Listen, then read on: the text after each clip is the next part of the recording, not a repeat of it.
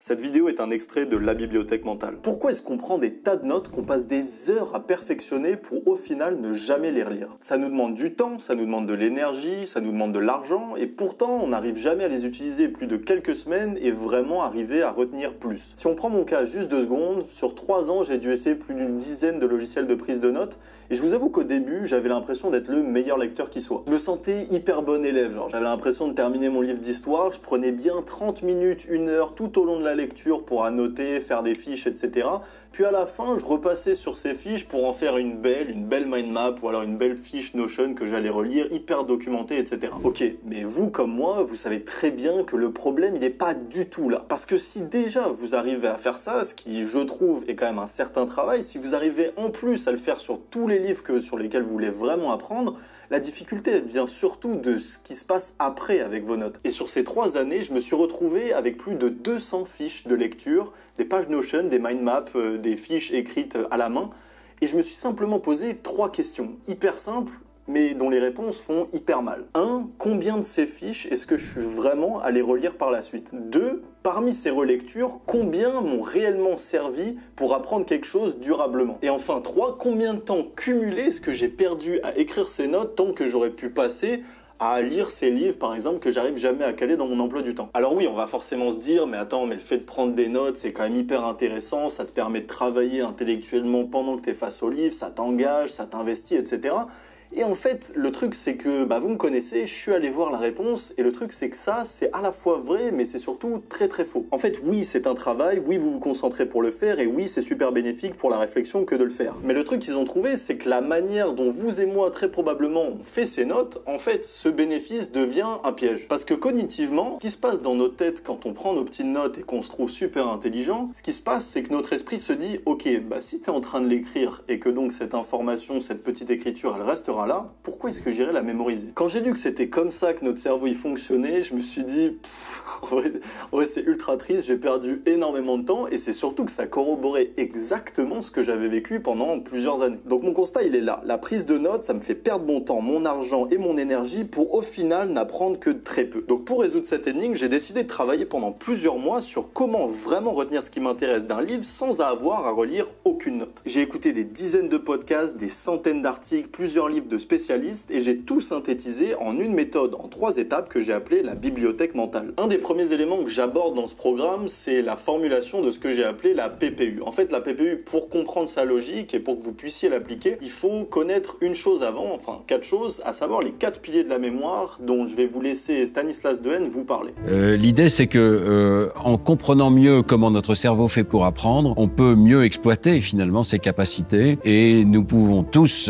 apprendre à mieux apprendre. On peut apprendre à apprendre. Je crois que c'est vraiment, de tout le travail que j'ai fait ces derniers mois, la personne que j'ai la plus écoutée. En même temps, c'était plus facile parce qu'elle était française. Et Stanislas Dehaene, ce qu'il vous dit, c'est que pour retenir une information, il y a en gros 4 choses à faire avec elle. Le premier pilier, c'est l'attention, c'est le fait de pouvoir être capable d'orienter à 100% votre concentration sur les paragraphes les plus importants. Alors vous vous dites comme ça, ok, mais moi quand je lis, je suis hyper concentré, etc. et ça se passe super bien. Le truc c'est que, je vous rassure, en même temps je vous rassure pas trop, mais n'ayez pas peur non plus, et en fait il y a très peu de lecteurs qui sont capables de faire ça. En fait, qu'on se le dise, la plupart du temps, on navigue à travers les pages, on a un rythme de lecture relativement constant, notre concentration ne diffère pas au fur et à mesure du temps, on annote dès qu'on page un petit passage intéressant où on se dit tiens je vais y revenir, et on passe à la suite. Et ce que dit Dehaene, c'est que précisément si vous vous reconnaissez dans ce schéma-là, faut pas stresser non plus, vous êtes un lecteur attentif peut-être, mais vous avez beaucoup de progrès à faire. Mais ce qui est hyper important à savoir, c'est que l'attention, le truc qu'on pense le plus évident, est vraiment complémentaire d'un autre élément dont on parle vraiment très peu et sur lequel on va d'ailleurs le plus parler dans la formation, c'est ce qu'on appelle l'engagement. Et ce pourquoi je vais essayer d'insister dessus, c'est que c'est celui où probablement la plupart d'entre vous, en tout cas moi c'était le cas, on pense être le meilleur naturellement. L'engagement, on pourrait la définir comme ça. C'est la qualité et la quantité des relations que vous allez avoir avec l'information pendant que vous la lisez. De ce point de vue-là, on n'a pas l'impression que les sciences cognitives nous apportent grand-chose. On sait simplement que pour mieux retenir une information et plus durablement, eh ben, il faut que pendant que vous la rencontriez, pendant que vous soyez en train de lire ce paragraphe hyper intéressant, eh bien, vous passiez du temps à vous engager avec cette information, c'est-à-dire la critiquer, essayer de trouver son lien, ses relations avec les passages précédents, les passages suivants, essayer de trouver son fonctionnement, sa logique, etc. Ok, jusque-là, vous me suivez, ça semble plutôt logique. Maintenant, ce qui est intéressant, c'est que si on a vu la logique positive, il existe une logique négative que là, je pense que vraiment plus de 95% des lecteurs ne feront pas. L'idée est la suivante. Si vous devez bel et bien maximiser votre attention et votre engagement sur les passages les plus importants, ce que ça implique et ce que vous devez pouvoir faire, c'est de les minimiser sur les passages qui sont les moins intéressants à vos yeux, c'est-à-dire les passages dont vous trouvez inutile de garder en mémoire très longtemps. Alors attention, dès que je dis ça, je sais que j'ai toujours les mêmes personnes qui sont allées voir la vidéo de Milgram et qui pensent que le fait de repérer et d'écrémer les paragraphes moins intéressants, de les survoler rapidement, c'est tout de suite une arnaque, etc. Non, Milgram, ce qu'il a dénoncé, c'est bien qu'une grande partie des formations de lecture rapide étaient une arnaque, mais il n'a pas du tout détruit ou encore débunké ce qu'on parle en tout cas de lecture intelligente, et c'est lui-même qui me l'a dit. Le point sur lequel j'aimerais insister ici, c'est quand on parle de survoler des paragraphes moins intéressants, c'est simplement le fait qu'on va continuer à les lire, capter les informations les plus importantes qu'elles peuvent nous apporter, les informations de contexte, pour mieux comprendre les paragraphes importants.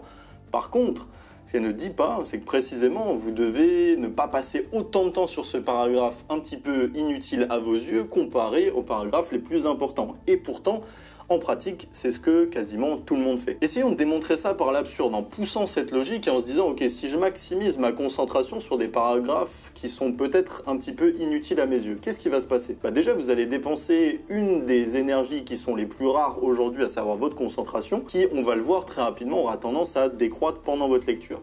Donc si vous la dépensez sur des passages pas très utiles, c'est un peu chiant parce que du coup sur les passages qui seront vraiment utiles, vous aurez moins de concentration et moins de capacité à les capter. Bon, jusque là c'est logique. Mais deuxièmement, ce que j'ai appris et ce qu'on apprend sur la mémoire, c'est que plus vous abreuvez, plus vous nourrissez votre mémoire d'informations que vous ne trouvez pas vraiment utiles à mémoriser, d'une certaine manière, vous allez lui donner des sucres ajoutés, des gras, des choses qui ne sont pas très utiles, et elle ne sera vraiment pas capable de faire le tri de la bonne manière, tandis que si vous vous orientez pendant votre lecture à ne capter que les informations cruciales, là justement vous lui faites un peu son summer body, vous lui faites un peu la diète, vous lui donnez que des choses qui sont plutôt bonnes pour elle, et en étant en moindre quantité mais de qualité excellente pour vous, parce que c'est ça qui vous intéresse de retenir, d'une certaine manière, elle s'en sortira en bien meilleure santé. Maintenant qu'on sait ça, on sait qu'il y a par contre une certaine difficulté à être capable d'orienter son attention et son engagement à 100% sur les bons paragraphes, les paragraphes les plus utiles, et moins sur les parties les plus inutiles, quel que soit le livre, quelle que soit sa taille, quelle que soit sa complexité, bref, il y a vraiment une complexité à savoir faire ça de manière très malléable. Et c'est précisément à ça que sert la PPU, en ce sens qu'elle va permettre, avec 3 critères ultra simples, de définir en peut-être 2 à 3 minutes, quel que soit le livre, toutes les parties qui sont intéressantes à vos yeux et toutes les parties qui sont inutiles. Bon, vous savez que j'aime bien les images, métaphoriquement, vous pouvez voir la PPU un petit peu comme cette boussole qui va vous permettre à chaque page, à chaque moment de votre lecture de votre livre, de vous guider et de faire un tri optimal entre les passages importants et les passages inutiles. Pas besoin de se poser de questions, vous ne lirez, a priori, que ce qu'il y a d'important. Le premier critère de la PPU, c'est le caractère personnel. C'est le fait de se dire, ok, si je veux avoir un objectif de lecture ultra clair en tête à tout moment de ma lecture, il faut que cet objectif de lecture, il puisse être rallié, raccroché vraiment à votre intimité, à vos goûts, à vos intérêts les plus propres, et de telle manière à ce qu'il soit quasiment évident quand vous vous posiez la question. Par exemple, moi vous me connaissez un petit peu, j'aime bien la philo,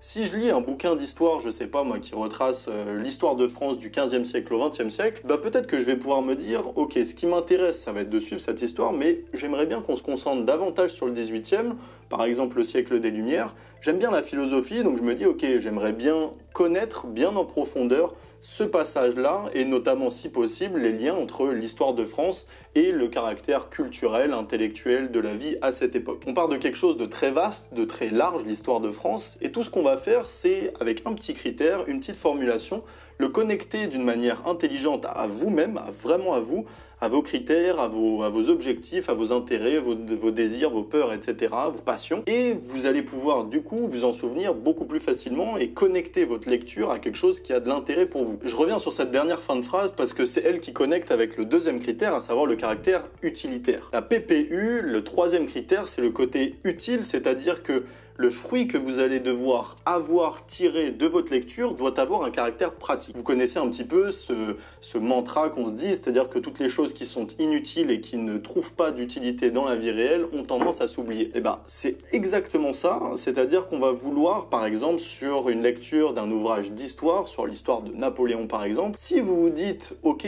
ce que j'aimerais pouvoir faire à la fin de ma lecture, c'est me faire un oral de 5 minutes, personnel avec moi-même, où je me dis les faits les plus principaux, où je me donne une histoire que je peux synthétiser en 5 minutes de ma lecture. D'un seul coup, vous vous permettez de vous dire, ok, à la fin de cette lecture, j'aurai accompli mon objectif si j'arrive effectivement à faire ce petit truc, cet acte pratique, pragmatique qui s'ancre dans le réel. Parce que si vous partez dans cette lecture et que vous vous dites « Ok, je veux juste retenir un maximum de l'histoire de France », déjà vous n'aurez aucun réel moyen de savoir si ce que vous avez fait c'était bel et bien bien effectué ou bien accompli, et du coup ce qu'on va avoir c'est cette chose hyper intéressante où quand vous allez naviguer dans les différents chapitres, vous allez vous dire ok, si je lis ça, je cherche ces trucs-là, mais par contre je veux pas de ces trucs-là, c'est pour ça. C'est pour rallier à ce caractère utilitaire, cet objectif, ce truc qui va s'ancrer dans le concret et qui va rendre votre lecture beaucoup plus active naturellement. Pour finir, le troisième critère, c'est ce que j'ai appelé la précision. Et c'est le fait simplement, assez logique dont on a déjà parlé, que la précision avec laquelle vous serez capable de délimiter l'information qui vous intéresse de celle qui vous intéresse pas dans le livre, c'est ce qui va permettre de faire un petit peu ce régime parfait pour votre mémoire. Pour apprendre à faire un tri hyper intelligent pendant votre lecture, j'ai 2 astuces. La première, c'est le fait de définir un objectif, par exemple le caractère utilitaire dont on vient de parler avant dans la PPU, de le transformer sous quelque chose de chiffré. Vous avez vu tout à l'heure naturellement, je vous ai dit un oral de 5 minutes. Ok. Si vous vous dites j'ai envie de connaître l'histoire militaire de Napoléon, bon là vous êtes parti pour 3 mois et demi parce que strictement toute la vie de Napoléon est tournée sur l'aspect guerrier. Par contre, vous pouvez juste avec un petit twist rendre cet objectif de lecture beaucoup plus intelligent en vous disant ok, ce que je veux c'est connaître par cœur 3 batailles de Napoléon. D'un seul coup, vous saurez comment orienter votre lecture pendant tous les chapitres et vous aurez, comme on l'a dit tout à l'heure, une capacité à la fin de votre lecture ou pendant votre lecture de vous jauger par rapport à votre objectif. Ensuite, deuxième astuce, celle dont je vous parle le plus souvent, c'est de faire le sommaire. Maintenant que vous avez cet objectif grâce à la PPU, vous n'avez simplement qu'à faire votre petite liste de courses dans le sommaire, savoir où sont les chapitres les plus intéressants par rapport à votre objectif et ensuite lire en fonction de cette petite checklist, moduler votre attention et votre vitesse et votre engagement en fonction des paragraphes les plus importants et le faire moins sur les paragraphes les moins importants. Donc je vous ai parlé de l'attention et de l'engagement, il reste les 2 autres piliers. Je vais aussi vous apprendre dans la bibliothèque mentale à prendre des notes actives, à savoir mémoriser des informations sur plusieurs mois, voire même plusieurs années, sur comment vous orienter pendant votre lecture, comment organiser votre prélecture quand vous êtes face au livre. Bref, tous ces éléments sont dans la bibliothèque mentale et je vous laisse le lien en description comme d'habitude si ça vous intéresse. Le programme vient tout juste de sortir et plusieurs bonus sont encore disponibles gratuitement, donc allez checker ça. J'espère vraiment qu'il vous plaira en tout cas et comme d'habitude, n'hésitez pas à me poser des questions si vous en avez.